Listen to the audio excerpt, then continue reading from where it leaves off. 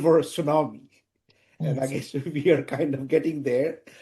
So what should we do then? We obviously have an aging population. So what's the way out? Should we raise the retirement age? Should we cut benefits? What are your views? Yes. Well, there are choices, but I think we should recognize that an aging population is going to take a greater share of the resources anyway. And you can see that percentage of expenditure on age-related issues like superannuation and healthcare rising all over the world as populations age. But within that, we need to be fair in an intergenerational sense. So you've talked about some options there.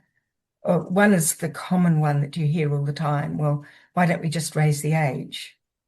And another one is we could cut the level so that everybody could still get it.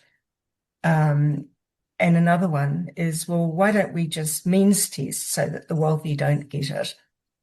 And none of those options are particularly palatable, but some are worse than the others.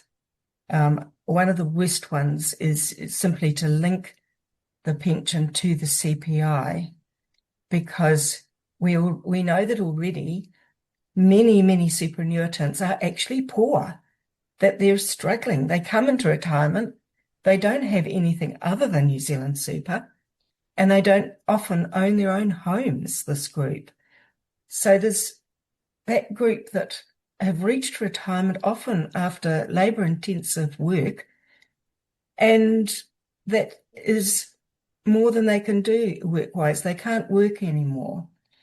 So they really need the level to be protected. They also need to have the age protected, because many people are exhausted by the time they're 65. And if the age were to be raised, then if it were raised quickly, it would impact really badly on Māori, Pacifica, all sorts of disability groups, people who are in labour-intensive jobs and so on. And it would create expenditure for the state elsewhere in the welfare system. So raising the age has got all sorts of problems. And anyway, in a practical sense, you can't do it overnight. You've got to phase it in really, really slowly. And I would argue that the intergenerational equity problem is now. So students are saying, I can't afford to pay my rent. I haven't got enough. I can't get a student allowance because of an income test. I can't put nutritious food on the table for myself. And they're looking and seeing that perhaps they'll never own a home. So something has to be done. A CPI linking would be really, really bad. Raising the age would have all sorts of problems. It really only leaves that third lever. And people immediately say, are you talking about means testing? We could never means test the pension. That would be absolutely hideous if we did what they do in Australia, where you have to fill out a 40-page application form declaring all your assets and your partner's assets and all the rest of it.